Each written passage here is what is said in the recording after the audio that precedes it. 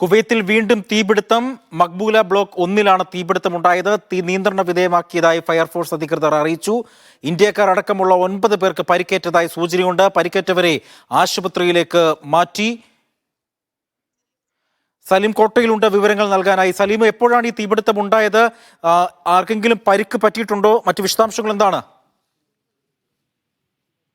കുവൈത്തിലെ മെഹബുള്ള block 1-ലാണ് ഇന്ന് വൈകിട്ട് തീപിടുത്തമുണ്ടായത്. തീ നിയന്ത്രണ വിധേയമാക്കിയതായി ഫയർഫോഴ്സ് അധികൃതർ അറിയിച്ചിട്ടുണ്ട്. ഇന്ത്യക്കാർ അടക്കമുള്ള 9 പേർക്ക് പരിക്കേറ്റതാണ് പ്രാഥമിക സൂചനകൾ വ്യക്തമാക്കുന്നത്. പരിക്കേറ്റവരെ അദാൻ ആശുപത്രിയിലേക്ക് മാറ്റിയിട്ടുണ്ട്. കൂടുതൽ വിവരങ്ങളൊന്നും അറിവായിട്ടില്ല. ഏതെങ്കിലും തരത്തിലുള്ള ഇപ്പോഴും അവിടെ തീ അണയ്ക്കാനുള്ള ശ്രമങ്ങൾ നടക്കുകയാണോ? അത് സംബന്ധിച്ച് ഏതെങ്കിലും വിവരങ്ങൾ ലഭ്യമായിട്ടുണ്ടോ? ലഭ്യമായ വിവരമനുസരിച്ച് കെട്ടിടത്തിൽ തീ നിയന്ത്രണ വിധേയമാണ്. ഇന്ന് വൈകിട്ട് 1 മണിക്കൂർ മുമ്പാണ് സംഭവം ഉണ്ടായത്. വിവരങ്ങൾ അനുസരിച്ച് 2-ാം നിലയിൽ നിന്നും തീ കണ്ട് പ്രാണരക്ഷാർത്ഥം ചാടിയ 3 പേരുടെ നില അല്പം ഗുരുതരമാണെന്ന റിപ്പോർട്ടുകളും വരുന്നുണ്ട്.